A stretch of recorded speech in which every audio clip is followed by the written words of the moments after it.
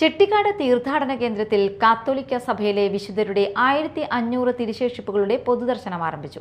കത്തോലിക്ക സഭയുടെ ജൂബിലി വർഷത്തോടും ചെട്ടിക്കാട് വിശുദ്ധ അന്തോണീസിന്റെ തീർത്ഥാടന കേന്ദ്രത്തിന്റെ വിശുദ്ധന്റെ അഴുകാത്ത നാവിന്റെ തിരുശേഷിപ്പ് പ്രതിഷ്ഠയുടെ സുവർണ ജൂബിലിയോടും അനുബന്ധിച്ചാണ് ആഗോള കത്തോലിക്ക സഭയിലെ വിശുദ്ധരുടെ അമൂല്യമായ 1500 തിരുശേഷിപ്പുകളുടെ പൊതുദർശനവും വണക്കവും ചെട്ടിക്കാട് അന്റോണിയൻ പിൽഗ്രിം സെന്റർ ഓഡിറ്റോറിയത്തിൽ ആരംഭിച്ചിരിക്കുന്നത്.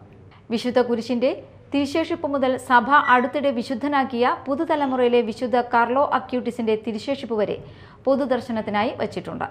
രാവിലെ ദിവ്യബലിക്കും പ്രത്യേക പ്രാർത്ഥനാ ശുശ്രൂഷകൾക്കും ശേഷം ദേവാലയത്തിൽ നിന്നും പ്രദക്ഷിണമായാണ് തിരുശേഷിപ്പുകൾ കൊണ്ടുവന്നത്.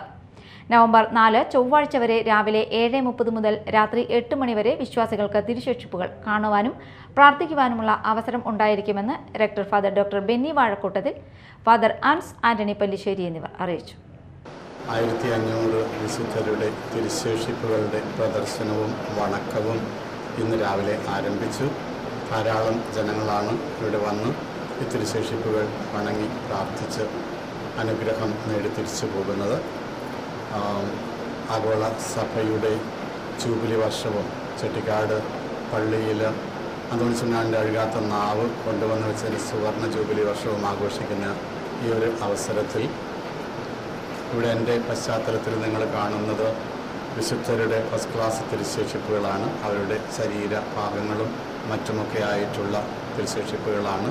വളരെയേറെ അനുഗ്രഹപൂർണമായിട്ടുള്ള ഈ പ്രദർശനത്തിലേക്കും വണക്കത്തിലേക്കും നിങ്ങളെ സ്വാഗതം ചെയ്യുകയാണ്.